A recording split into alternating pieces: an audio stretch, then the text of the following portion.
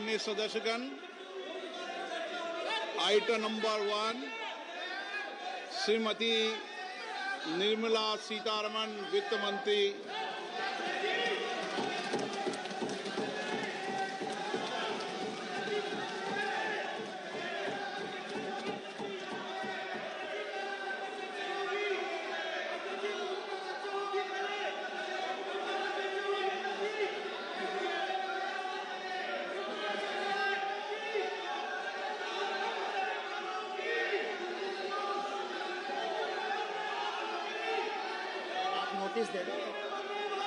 सदस्यगण, budget के बाद राज्यपाल अभिभाषण में आपको पर्याप्त अवसर दूंगा।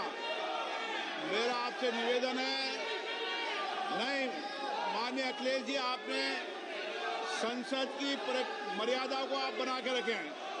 कभी बजट भाषण के अंदर इस तरीके का नहीं हुआ, ये उचित नहीं है, ये उचित नहीं है। अखिलेश जी प्लीज, मैं आपको मौका दूंगा राज्यपाल अभिभाषण पे, प्लीज। नो, ये तरीका ठीक नहीं है। No,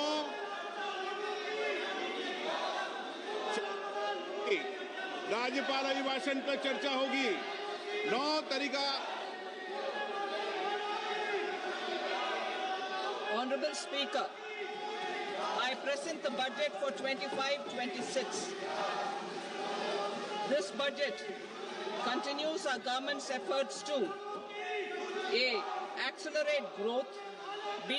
Secure inclusive development, C. Invigorate private sector investments, D. Uplift household sentiments, and E. Enhance spending power of India's rising middle class.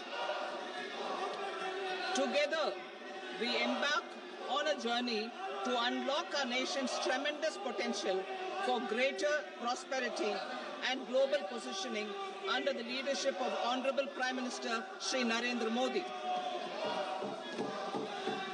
As we complete the first quarter of the 21st century, continuing geopolitical headwinds suggest lower global economic growth over the medium term. However, our aspiration for a Vikasit Bharat inspires us, and the transformative work we have done during our government's first 2 terms guides us to march forward resolutely. Our economy is the fastest growing among all major economies. Our development track record for the past 10 years and structural reforms have drawn global attention. Confidence in India's capability and potential has only grown in this period. We see the next 5 years as a unique opportunity to realize Sabka Vikas, stimulating balanced growth of all regions. The great Telugu poet and playwright Gurujada Apparao had said, "Deshamante matti kadoy, deshamante manushuloy," meaning a country is not 100% quality good school education, access to high quality, affordable and comprehensive health care, 100% skilled labor with meaningful employment, 70% women in economic activities, and farmers making our country the food basket of the world. In this budget, the proposed development measures span 10 broad areas focusing on Garib, youth, Annadata and Nari, spurring agricultural growth and productivity, building rural prosperity and resilience, taking everyone together on an inclusive growth path, boosting manufacturing and furthering Make in India, supporting MSMEs, enabling employment-led development, investing in people, economy and innovation, securing energy supplies, promoting exports and nurturing innovation.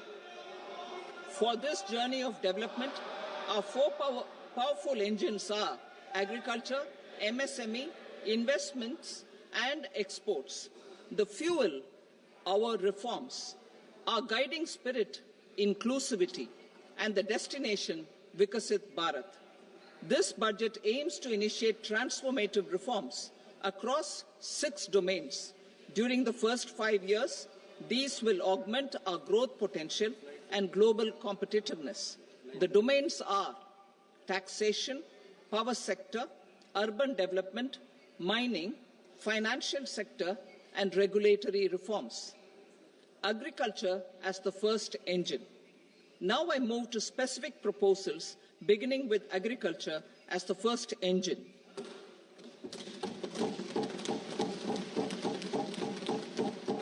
Prime Minister Dhan Dhanya Krishi Yojana, Developing Agri-Districts Program.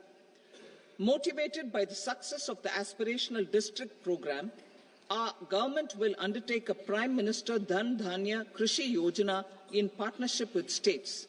Through the convergence of existing schemes and specialized measures, the program will cover 100 districts with low productivity, moderate crop intensity, and below average credit parameters. It aims to 1. Enhance agricultural productivity, 2. Adopt crop diversification and sustainable agricultural practices, 3. Augment post-harvest storage at the panchayat and block level, 4. Improve irrigation facilities, and 5. Facilitate availability of long-term and short-term credit. This program is likely to help 1.7 crore farmers. Building rural prosperity and resilience. A comprehensive multi-sectoral rural prosperity and resilience program will be launched in partnership with the states. This will address underemployment in agriculture through skilling, investment, technology, and invigorating the rural economy. The goal is to generate ample opportunities in rural areas so that migration is an option but not a necessity. The program will focus on rural women, young farmers, rural youth, marginal and small farmers, and landless families. The details are in Annexure A. Domestic best practices will be incorporated, and appropriate technical and financial assistance will be sought from multilateral development banks. In Phase 1, 100 developing agri-districts will be covered. Atmanirbharta in pulses. Our government is implementing the National Mission for Edible Oilseed for achieving Atmanirbharta in edible oils. Our farmers have the capability to grow enough for our needs and more. 10 years ago, we made concerted efforts and succeeded in achieving near self-sufficiency in pulses. Farmers responded to the need by increasing the cultivated area by 50%, and government arranged for procurement and remunerative prices. Since then, with rising incomes and better affordability, our consumption of pulses has increased significantly. Our government will now launch a 6-year mission for Atmanirbharta in pulses with a special focus on Tuar, Urad and Masoor. Details are in Annexure B. Central agencies such as NAFED and NCCF will be ready to procure these 3 pulses as much as offered during the next 4 years from farmers who register with these agencies and enter into agreements. Comprehensive program for vegetables and fruits. It is encouraging that our people are increasingly becoming aware of their nutritional needs. It is a sign of a society becoming healthier. With rising income levels, the consumption of vegetables, fruits, and Shri Anna is increasing significantly. A comprehensive program to promote production, efficient supplies, processing, and remunerative prices for farmers will be launched in partnership with the states. Appropriate institutional mechanisms for implementation and participation of farmer producer organizations and cooperatives will be set up. Makhana Board in Bihar. For this, there is a special opportunity for the people of Bihar. A Makhana Board will be established in the state to improve production, processing, value addition, and marketing of makhana. The people engaged in these activities will be organized into FPOs. The board will provide hand-holding and training support to makhana farmers and will also work to ensure they receive the benefits of all relevant government schemes.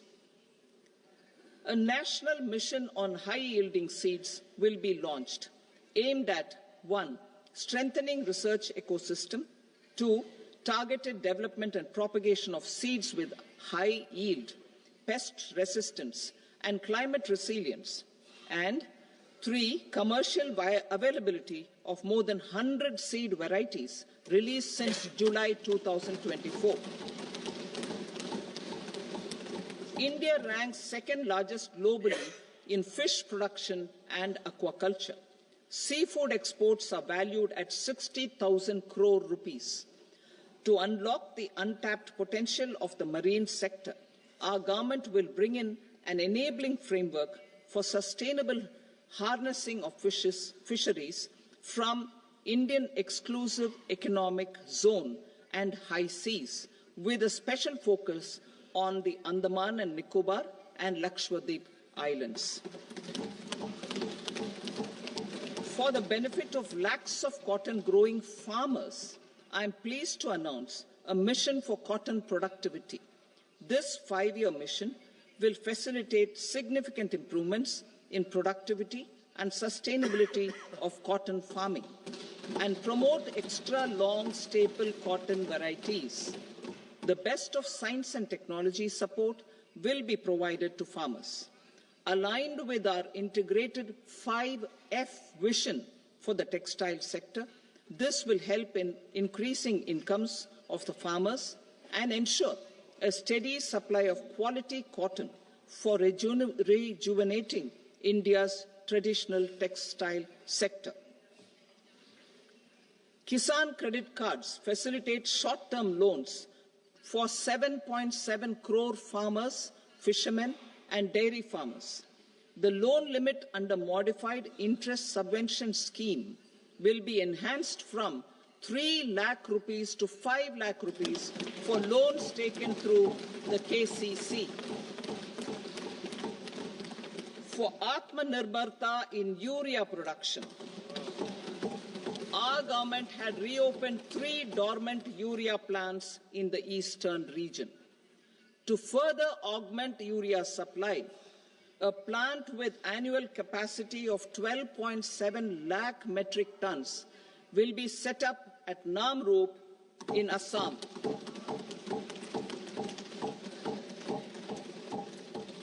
India Post, with 1.5 lakh rural post offices, complemented by the India Post Payment Bank and a vast network of 2.4 lakh Dak Sevaks, will be repositioned to act as a catalyst for the rural economy. Details are at Annexure C. India Post will also be transformed as a large public logistics organization.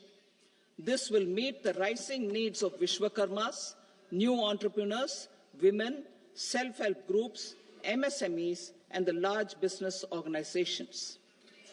Our government will provide support to NCDC for its lending operations for the cooperative sector. MSMEs as the second engine.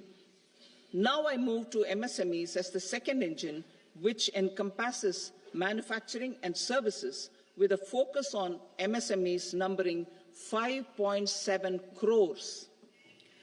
Currently, over 1 crore registered MSMEs, employing 7.5 crore people and generating 36% of our manufacturing, have come together to position India as a global manufacturing hub. With their quality products, these MSMEs are responsible for 45% of our exports. to help them achieve higher efficiencies of scale, technological upgradation, and better access to capital. The investment and turnover limits for classification of all MSMEs will be enhanced to 2.5 and 2 times respectively. This will give them the confidence to grow and generate employment for our youth. The details are given in Annexure D. To improve access to credit, the credit guarantee cover will be enhanced. First, for micro and small enterprises from 5 crore to 10 crore rupees, leading to additional credit of 1.5 lakh crores in the next 5 years.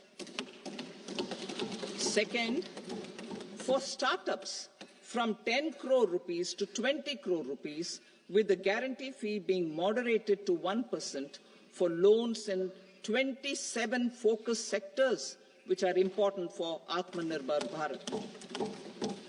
And for well-run exporter MSMEs, for term loans up to 20 crore rupees. Also for the micro enterprises, we will introduce customized credit cards with a 5 lakh rupee limit for micro enterprises registered on Udyam portal. In the first year, 10 lakh such cards will be issued. Fund of funds for startups. The Alternate Investment Fund, AIFs, for startups have received commitments of more than 91,000 crores rupees. These are supported by the Fund of Funds set up with the Government of India's contribution of 10,000 crore rupees. Now, a new fund of funds with expanded scope and a fresh contribution of another 10,000 crore rupees will be set up. A new scheme will be launched for 5 lakh women, scheduled castes and scheduled tribes, first-time entrepreneurs. This will provide term loans up to 2 crore rupees during the next 5 years. The scheme will incorporate lessons from the successful Stand Up India scheme. Online capacity building for entrepreneurship and managerial skills will also be organized.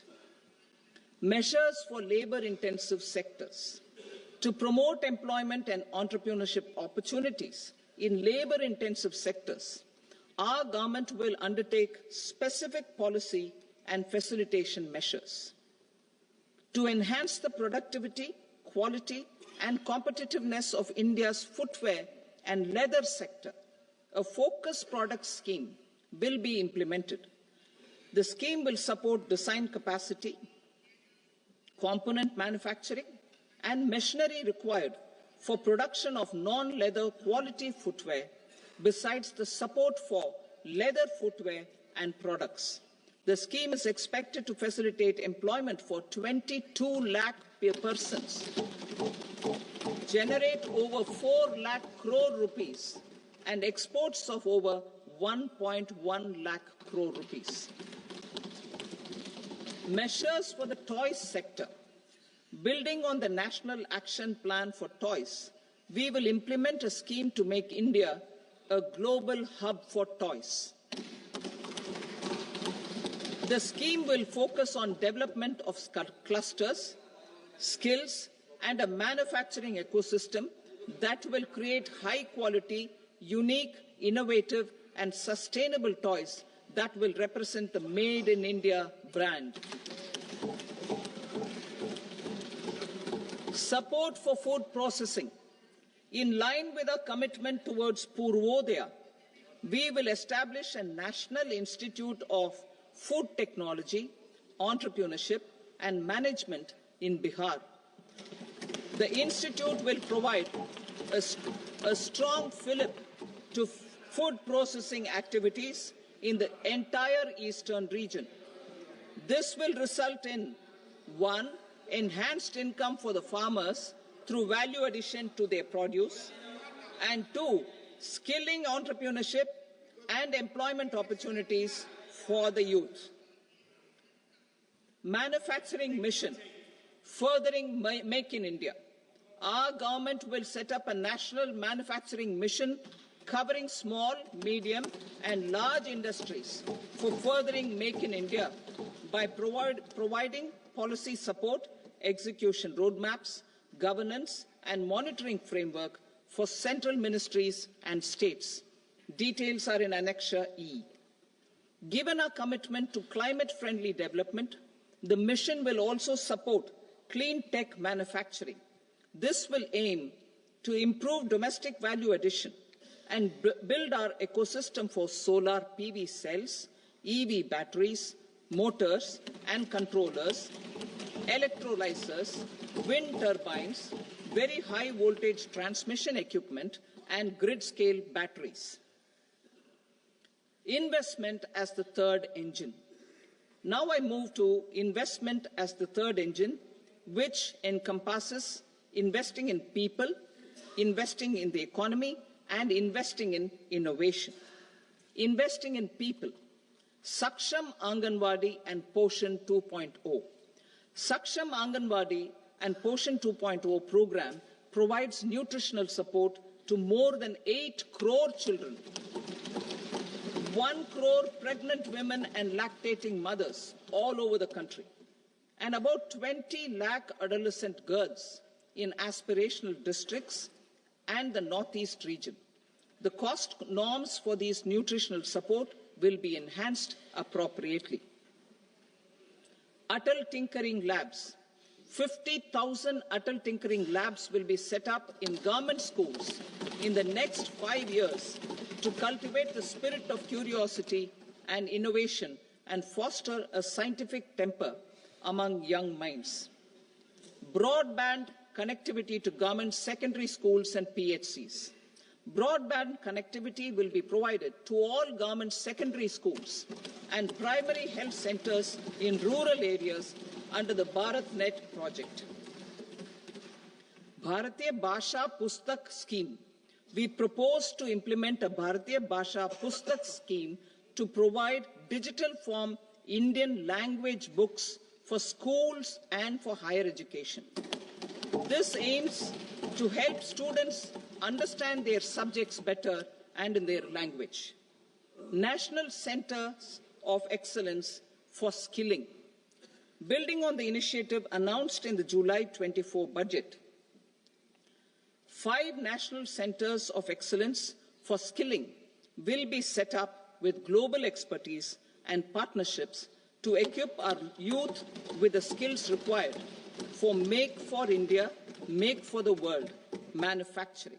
The partnership will cover curriculum design, training of trainers, and a skills certification framework and periodic reviews. Expansion of capacity in IITs. Total number of students in 23 IITs has increased 100% from 65,000 to 1.35 lakh in the past 10 years.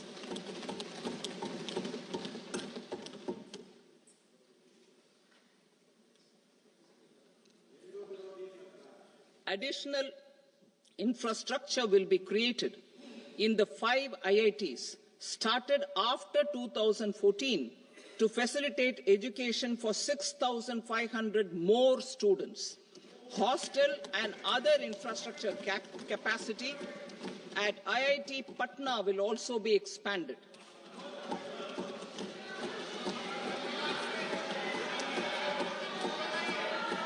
Center of Excellence.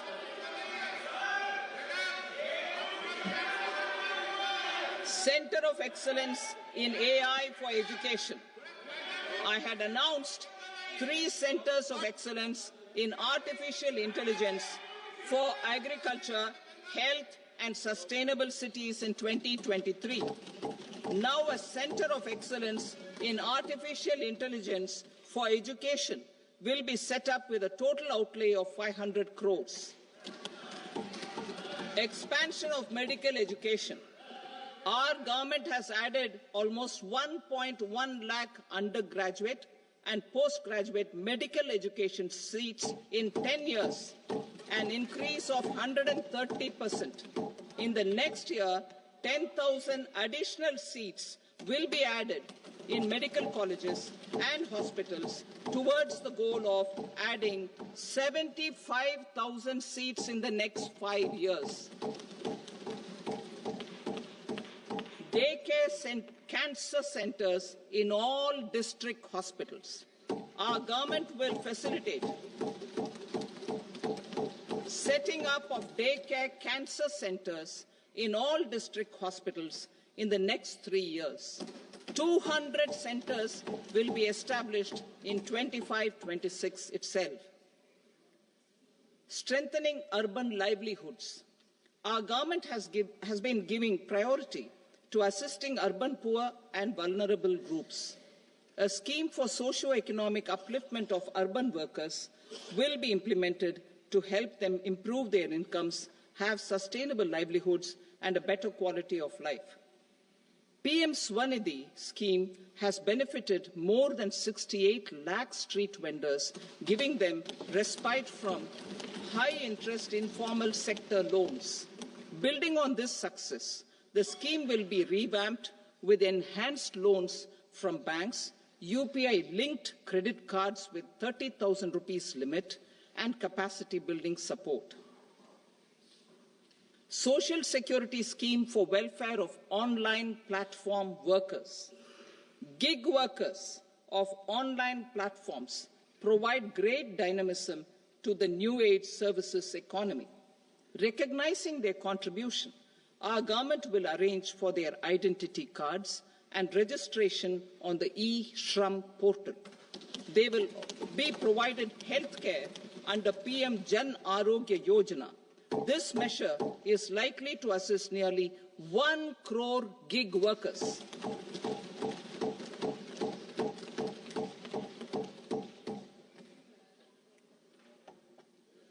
Investing in the economy.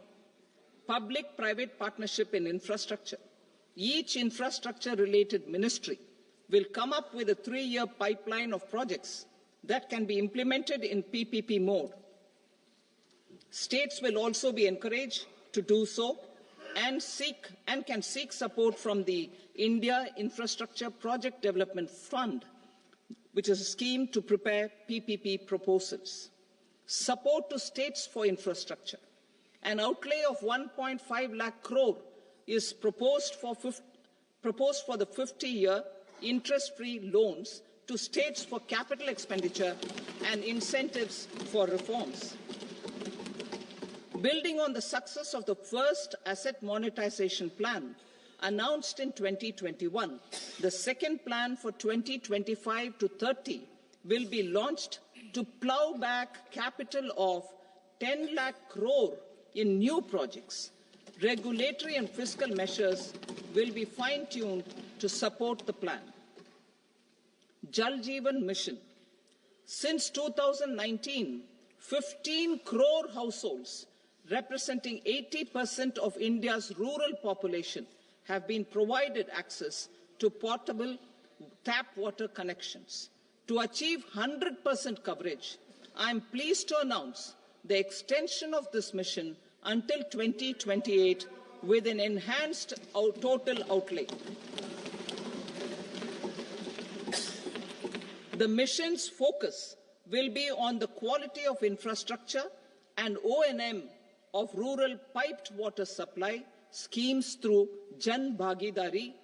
A separate MOU or separate MOUs will be signed with the states and union territories to ensure sustainability and citizen-centric water services delivery. Urban sector reforms.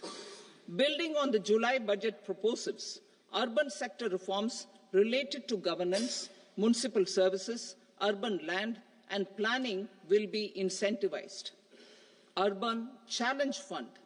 The government will set up an Urban Challenge Fund of 1 lakh crore rupees to implement the proposals for cities as growth hubs, creative redevelopment of cities, and for water and sanitation purposes announced in the July budget.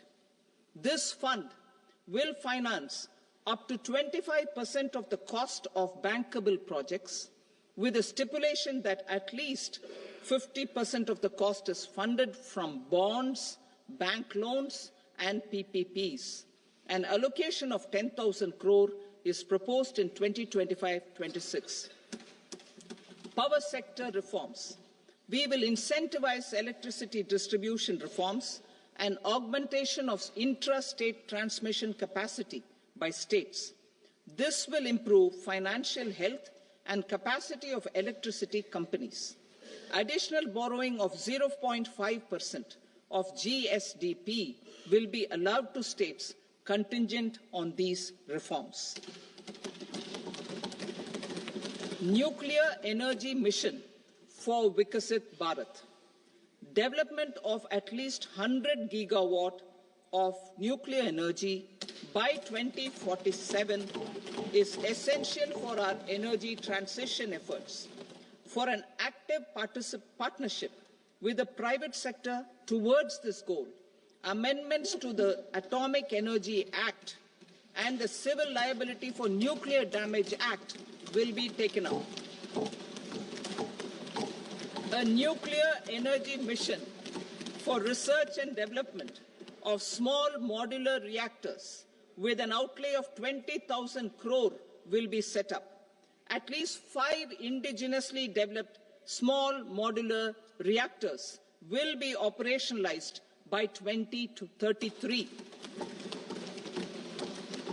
Shipbuilding. The shipbuilding financial assistance policy will be revamped to address cost disadvantages. This will also include credit notes for shipbreaking in Indian yards to promote the circular economy. Large ships above a specified size will be included in the infrastructure harmonized master list. Shipbuilding clusters will be facilitated to increase the range, categories and capacity of ships. This will include additional infrastructure, facilities, skilling and technology to develop the entire ecosystem. Maritime Development Fund. For long-term financing for the maritime industry, a Maritime Development Fund with a corpus of 25,000 crore rupees will be set up. This will be for distributed support and promoting competition. This will have up to 49% contribution by the government, and the balance will be mobilized from ports and from private sector. UDAN regional connectivity schemes. UDAN has enabled 1.5 crore middle-class people to meet their aspirations for speedier travel. The scheme has connected 88 airports, and operationalized 619 routes. Inspired by that success, a modified UDAN scheme will be launched to enhance regional connectivity to 120 new destinations and carry 4 crore passengers in the next 10 years. 4 crore additional passengers in the next 10 years. The scheme will also support helipads and smaller airports in hilly, aspirational and northeast regional districts. Greenfield airports will be facilitated in Bihar to meet the future needs of the state. These will be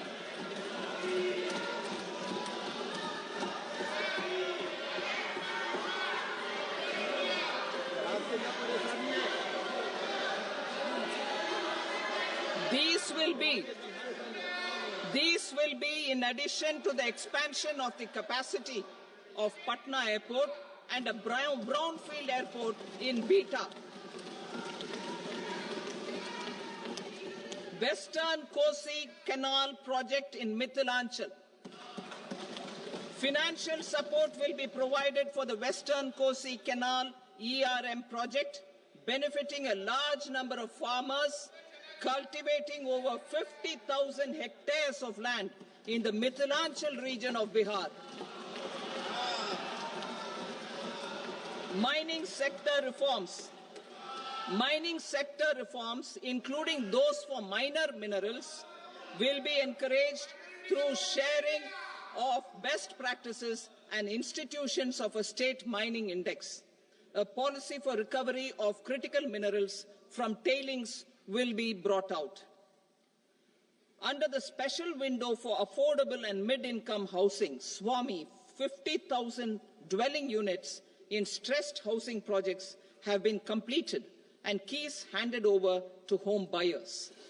Another 40,000 units will be completed in 2025, further helping middle-class families who were paying EMIs on loans taken for apartments while also paying rent for their current dwellings.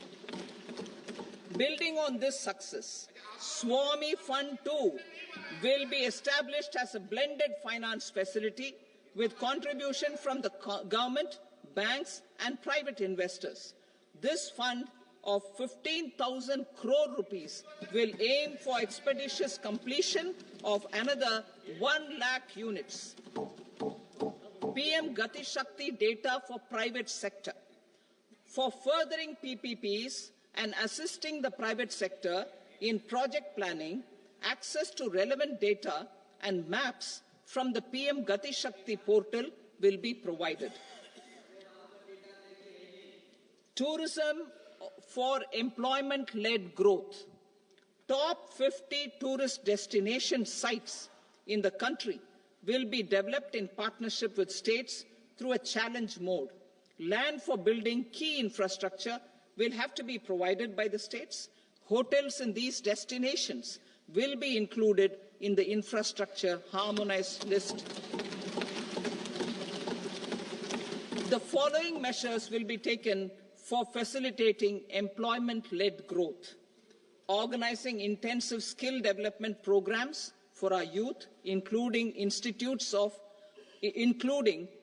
institutes of hospitality management, providing mudra loans for homestays, improving ease of travel and connectivity to tourist destinations, providing performance-linked incentives to states for effective destination management, including tourist amenities, cleanliness and marketing efforts, and introducing streamlined e-visa facilities along with visa fee waivers for certain tourist groups.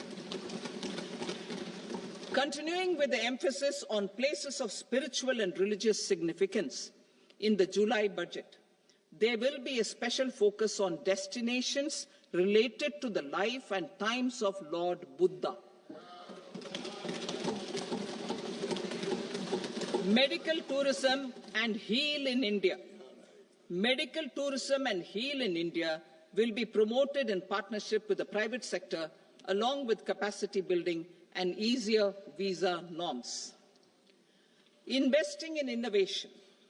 To implement private sector-driven research, development and innovation initiatives announced in the July budget, I am now allocating 20,000 crore rupees for this purpose. A deep tech fund of funds will also be explored to catalyze the next generation startups as a part of this initiative. Lines will be set up script heritage with academic institutions, museums, libraries and private collectors will be undertaken to cover more than 1 crore manuscripts. We will set up a national digital repository of Indian knowledge systems for knowledge sharing. Now I move to exports as the fourth engine. We will set up an export promotion mission with sectoral and ministerial targets driven jointly by the Ministries of Commerce, MSME and Finance.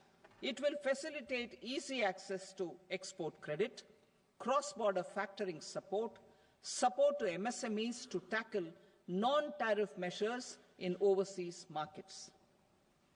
A digital public infrastructure, Bharat Trade Net, for international trade will be set up as a unified platform for trade documentation and financing solutions. This will complement the Unified Logistics Interface Platform. The BTN will be aligned with international practices. Support will be provided to develop domestic manufacturing capacities for our economy's integration with global supply chains. Sectors will be identified based on objective criteria. Facilitation groups with participation of senior officers and industry representatives will be formed for select products and supply chains. Through this, there are huge opportunities related to Industry 4.0, which needs high skills and talent. Our youth have both. Our government will support the domestic electronic equipment industry to leverage this opportunity for the benefit of our youth. A national framework will be formulated as guidance to states for promoting global capability centers in emerging Tier 2 cities. This will suggest measures for enhancing availability of talent and infrastructure, building bylaw reforms, and mechanisms for collaboration with industry. Our government will facilitate upgradation of infrastructure and warehousing for air cargo, including high-value perishable horticultural produce. Cargo screening and customs protocol will be streamlined and made user-friendly. Reforms as the fuel. Over the past 10 years, our government has implemented several reforms for convenience of taxpayers, such as faceless assessment, 2, taxpayer charter, 3, faster returns, 4, almost 99% returns being on self-assessment, and 5, Vivad Se Vishwas scheme.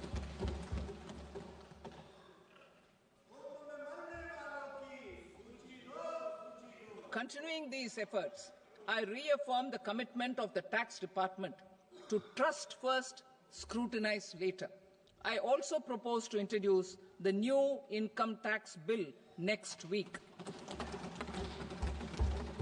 I will detail the indirect tax reforms and changes in direct taxes in Part B. Financial sector reforms.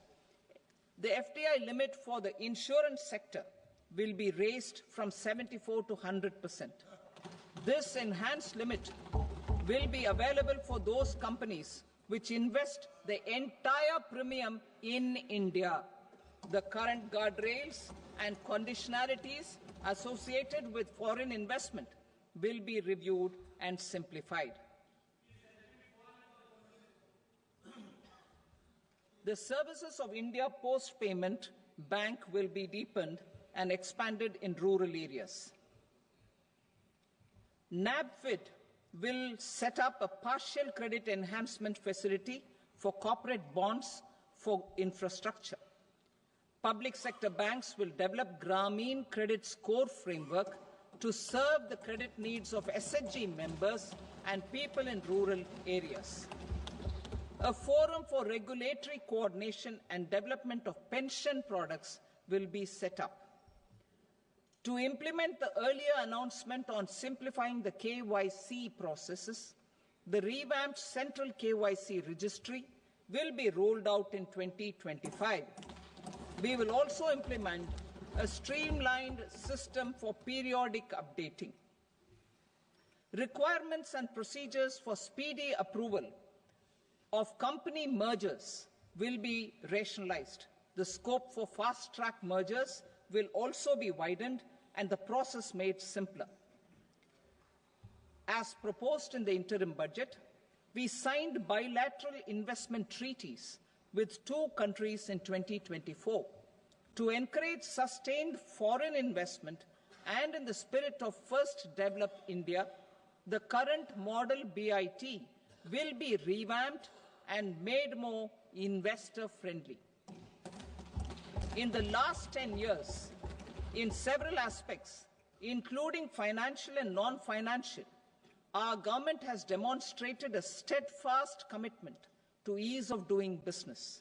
We are determined to ensure that our regulations must keep up with technological innovations and global policy developments. A light-touch regulatory framework based on principles and trust will unleash productivity and employment. Through this framework, we will update regulations that were made under old laws.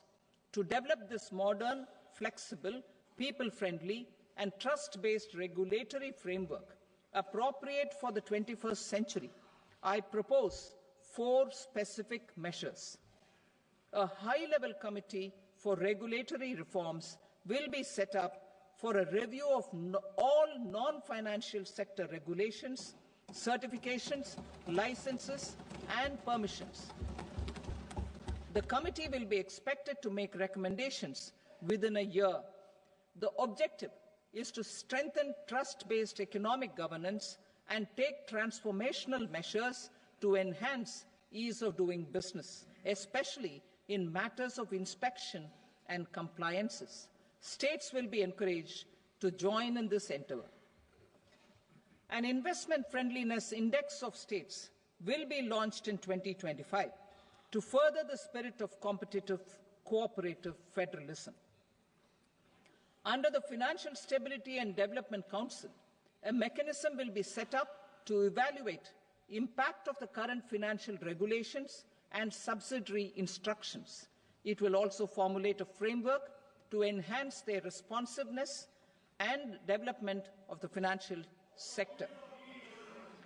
In the Jan Vishwas Act 2023, more than 180 legal provisions were decriminalized.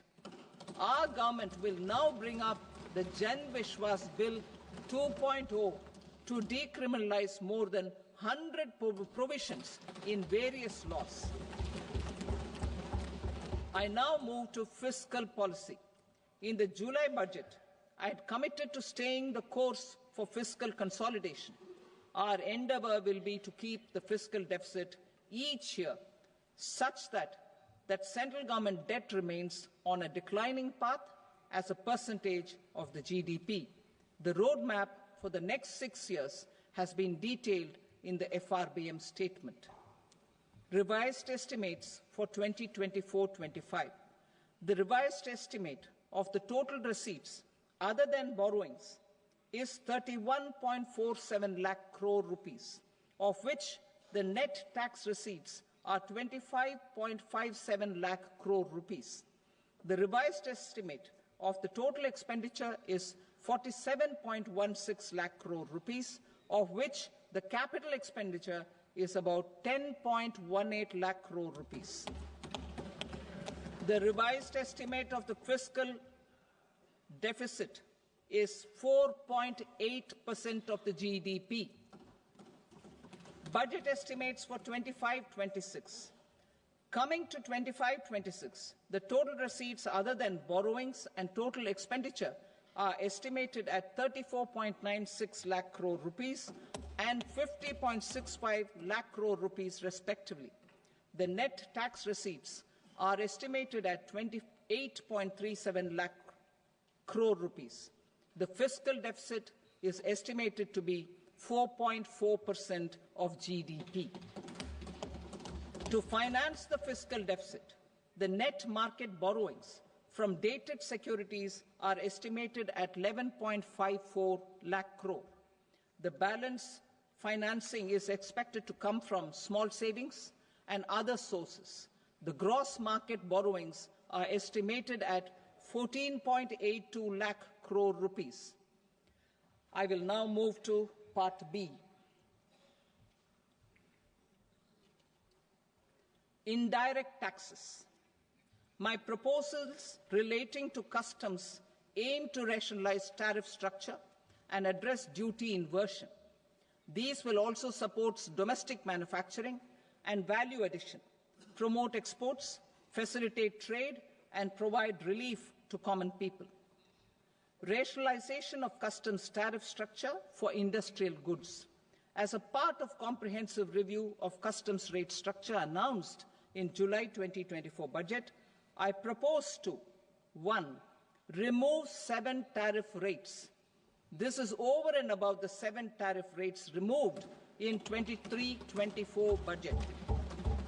After this, there will be only 8 remaining tariff rates, including 0 rate. 2. Apply appropriate cess to broadly maintain effective duty incidence, except on a few items where such incidence will reduce marginally. 3. Levy not more than 1 cess or surcharge. Therefore, I propose to exempt social welfare surcharge on 82 tariff lines that are subject to a cess. I shall now take up sector-specific proposals. To provide relief to patients, particularly those suffering from cancer, rare diseases, and other severe chronic diseases, I propose to add 36 life-saving drugs and medicines to the list of medicines fully exempted from basic custom duty.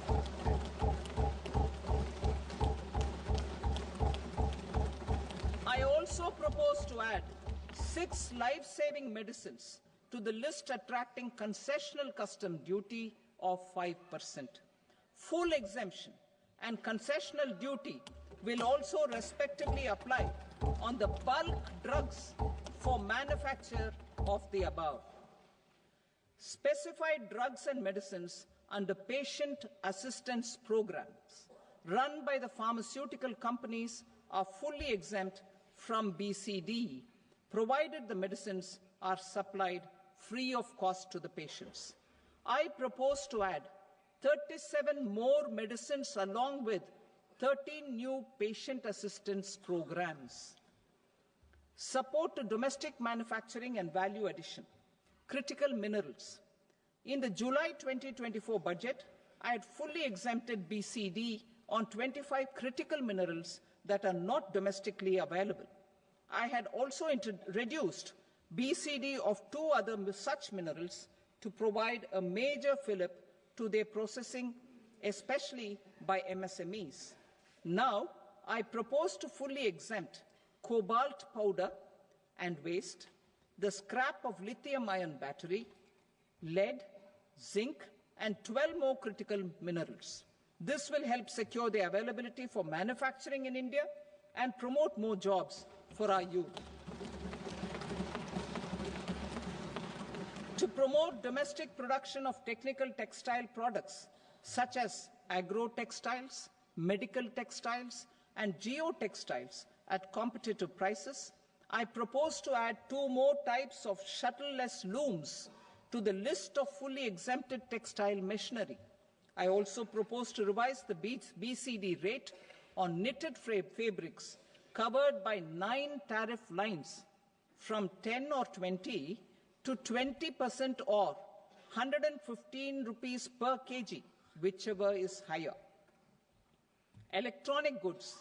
In line with our Make in India policy and to rectify inverted duty structure, I propose to increase the BCD on interactive flat panel display from 10% to 20% and reduce the BCD to 5% on open cell and other components. In 23-24 budget, for the manufacture of open cells of LCD, LED TVs, I had reduced the BCD on parts of open cells from 5% to 2.5%. To further boost the manufacture of such open cells, the BCD on these parts will now stand exempted.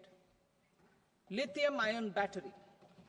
To the list of exempted capital goods, I propose to add 35 additional capital goods for EV battery manufacturing and 28 additional capital goods for mobile phone battery manufacturing. This will boost domestic manufacture of lithium-ion batteries, both for mobile phones and for electric vehicles. Shipping sector. Considering that shipbuilding has a long gestation period, I propose to continue the exemption of BCD on raw materials, components, consumables, or parts for the manufacture of ships for another 10 years.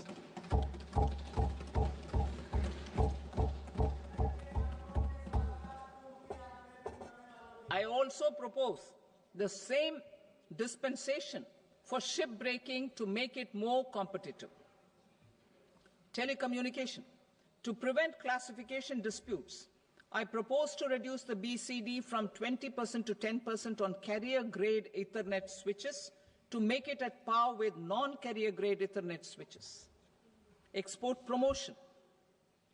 To facilitate exports of handicrafts, I propose to extend the time period for export from 6 months to 1 year, further extendable by another 3 months if required. I also propose to add 9 items to the list of duty-free inputs. Leather sector. I propose to fully exempt BCD on wet blue leather to facilitate imports for domestic value addition and employment. I also propose to exempt crust leather from 20% export duty to facilitate exports by small tanners. Marine products. To enhance India's competitiveness in the global seafood market, I propose to reduce BCD from 30% to 5% on frozen fish paste, surimi, for manufacture and export of its analog products. I also propose to reduce BCD from 15% to 5% on fish hydrolysates for manufacture of fish and shrimp feed. In July 2024 budget, to promote development of domestic MROs for aircraft and ships, I had extended the time limit for export of foreign origin goods that were imported for repairs from 6 months to 1 year and further extendable by 1 year. I now propose to extend the same dispensation for railway goods. Time limit for provisional assessment. Presently, the Customs Act 1962 does not provide any time limit to finalize provisional assessments, leading to uncertainty and cost to trade.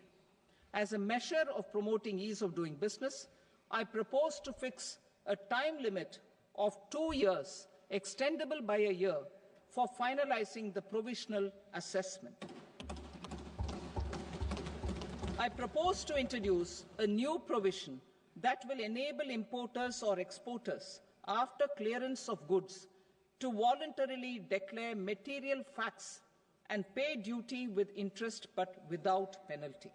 This will incentivize voluntary compliance. However, this will not apply in cases where department has already initiated audit or investigation proceedings. For industry to better plan their imports, I propose to extend the time limit for the end use of imported inputs in the relevant rules from 6 months to 1 year. This will provide operational flexibility in view of cost and uncertainty of supply. Further, such importers will now have to file only quarterly statements instead of a monthly statement.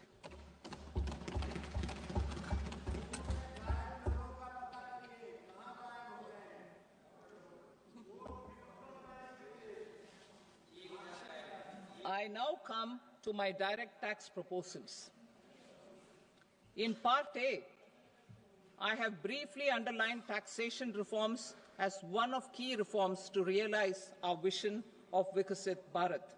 In respect of criminal law, our government had earlier ushered in Bharatiya Nyaya Sanhita, replacing Bharatiya Danda Sanhita.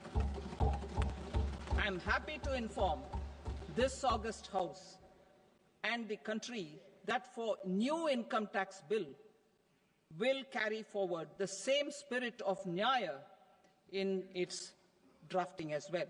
The new bill will be clear and direct in text, with close to half of the present law in terms of both chapters and words. It will be simple to understand for taxpayers and tax administrators, leading to tax certainty and reduced litigation. Reforms, however, are not a destination. They are means to achieve good governance for our people and economy. Providing good governance primarily involves being responsive. The Tirukural captures this in verse 542, which reads, Vaanokki vaazhum ulagallam, mannavan kol nokki vaazhum kudi. Meaning, just as the living beings live expecting rains, citizens live expecting good governance. Our government is committed to keeping an ear to the ground and a finger on the pulse and responding while balancing our national building efforts.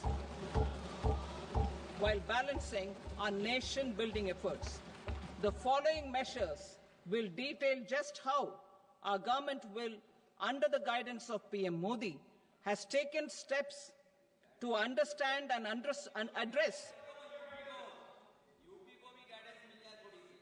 I repeat that sentence, sir.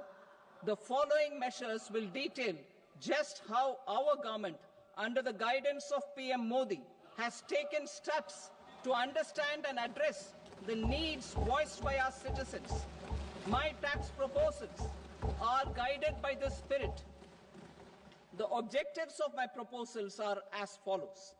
Personal income tax reforms with special focus on middle class. Rationalization of TDS and TCS for easing difficulties. Encouraging voluntary compliance. Reducing compliance burden. Ease of doing business, employment and investment.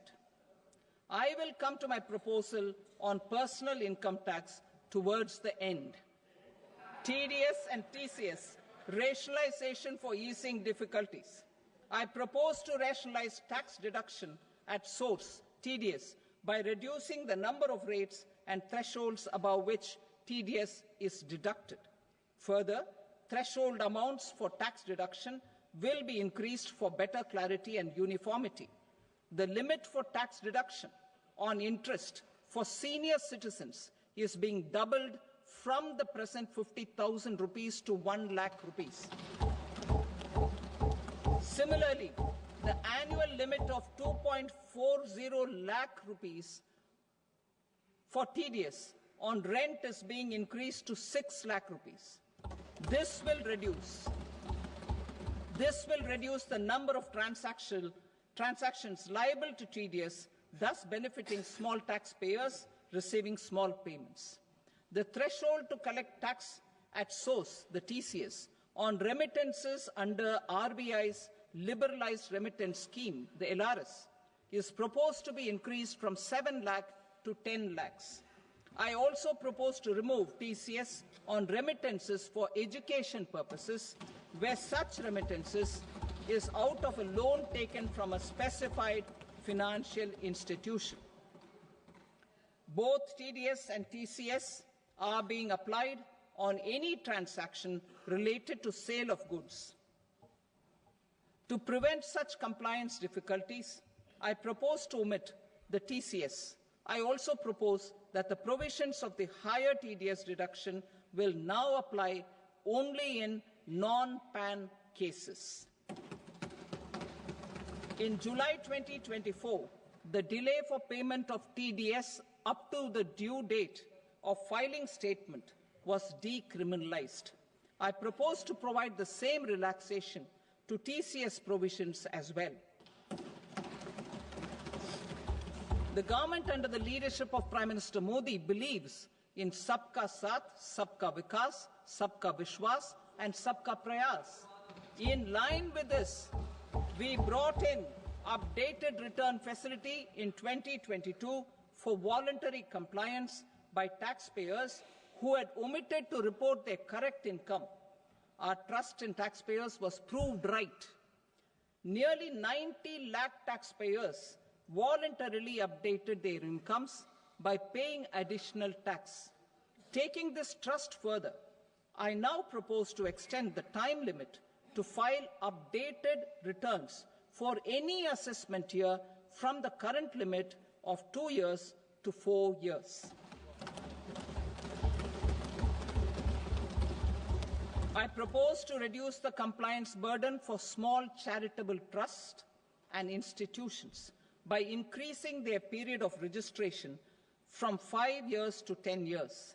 It is also proposed that disproportionate consequences do not arise for minor defaults such as incomplete applications filed by charitable entities. Presently, taxpayers can claim the annual value of self-occupied properties as nil only on the fulfillment of certain conditions. Considering the difficulties faced by taxpayers, it is proposed to allow the benefit of 2 such self-occupied properties without any condition. To streamline the process of transfer pricing and to provide an alternative to yearly examination, I propose to introduce a scheme for determining arm's length price of international transaction for a block period of 3 years. This will be in line with global best practices. With a view to reduce litigation and provide certainty in international taxation, the scope of safe harbor rules is being expanded. A number of senior and very senior citizens have very old national savings schemes accounts. As interest is no longer payable on such accounts, I propose to exempt withdrawals made from NSS by individuals on or after 29th August 2024. I am also proposing to allow similar treatment to NPS Vatsalya accounts as is available to normal NPS accounts subject to overall limits. In my speech in July 2024, I had promised that all processes, including giving effect to appellate orders, shall be digitalized and made paperless over the next 2 years. So I'm happy to announce that digitalization is being made operational now. In July 2024, we brought in the Vivad Se Vishwas scheme to resolve income tax disputes pending in appeal. The scheme has received a great response, with nearly 33,000 taxpayers having availed of the scheme to settle their disputes. I have a few proposals to promote investment and employment. It is proposed to provide a presumptive taxation regime for non-residents who provide services to a resident company that is establishing or operating an electronics manufacturing facility. I further propose to introduce a safe harbor for tax certainty for non-residents who store components for supply to specified electronics manufacturing units. Presently, the tonnage tax scheme is available only to sea-going ships. The benefits of existing tonnage tax scheme are proposed to be extended to inland vessels registered under the Indian Vessels Act 2021 to promote inland water transport in the country. Extension for incorporation of startups. We continue to support the Indian startup ecosystem. I propose to extend the period of incorporation by 5 years to allow the benefit available to startups which are incorporated before 1/4/2030. In order to attract and promote additional activities in the IFSC, I am inter alia proposing specific benefits to ship leasing units, insurance offices, and treasury centers of global companies which are set up in IFSC. Further, to claim benefits, the cut-off date for commencement in IFSC has also been extended by 5 years to 31/3/2030. Category 1 and Category 2 AIFs are undertaking investments in infrastructure and other such sectors. I propose to provide certainty of taxation to these entities on the gains from securities, to promote funding from sovereign wealth funds and pension funds to the infrastructure sector. I propose to extend the date of making an investment by 5 more years up to 31st March 2030.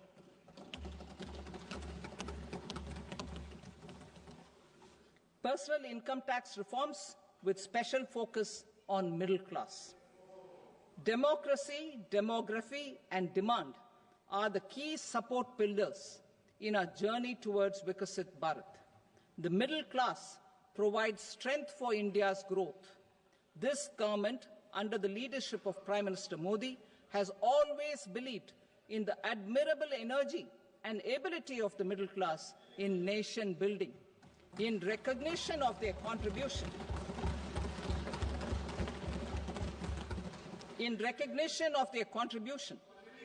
we have periodically reduced their tax burden. Right after 2014, the nil tax slab was raised to 2.5 lakhs of rupees, which was further raised to 5 lakh rupees in 2019 and to 7 lakh rupees in 2023. This is reflective of our government's trust on the middle class taxpayers.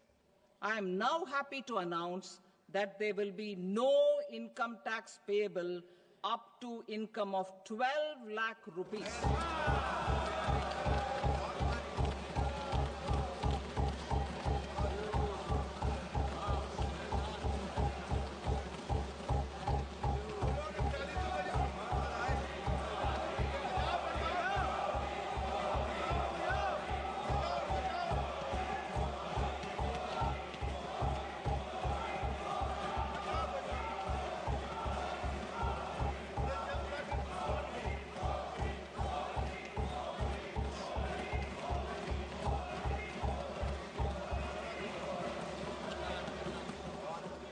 So, average income of 1 lakh per month other than the special rate income such as capital gains under the new regime.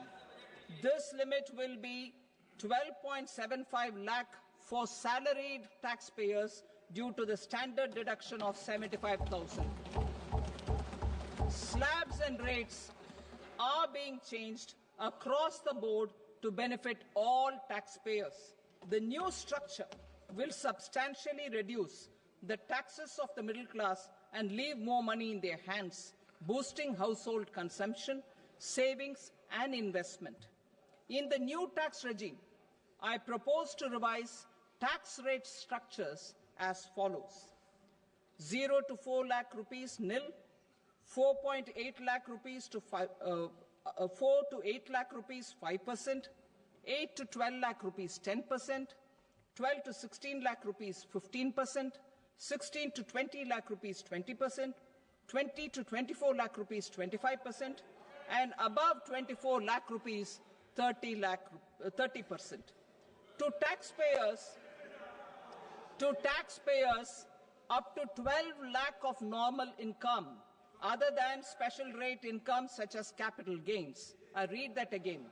To taxpayers up to 12 lakh of income other than special rate income such as capital gains, tax rebate is being provided in addition to the benefit due to slab rate reduction in such a manner that there is no tax payable by them. The total tax benefit of slab rate changes and rebate at different income levels can be illustrated with a few examples. A taxpayer in the new regime with an income of 12 lakh rupees will get a benefit of 80,000 rupees in tax, which is 100% of tax payable as per the existing rates. A person having income of 18 lakh rupees will get a benefit of 70,000 rupees in tax, that is 30% of tax payable as per existing rates. A person with an income of 25 lakh gets a benefit of 1,10,000 rupees, that is 25% of his tax payable as per existing rates. Details of my tax proposals are given in the annexure. As a result of these proposals, Honorable Speaker, sir, revenue of about 1 lakh crore in direct taxes and 2,600 crores in indirect taxes will be foregone. Mr. Speaker, sir, with this, I commend the budget to this august House.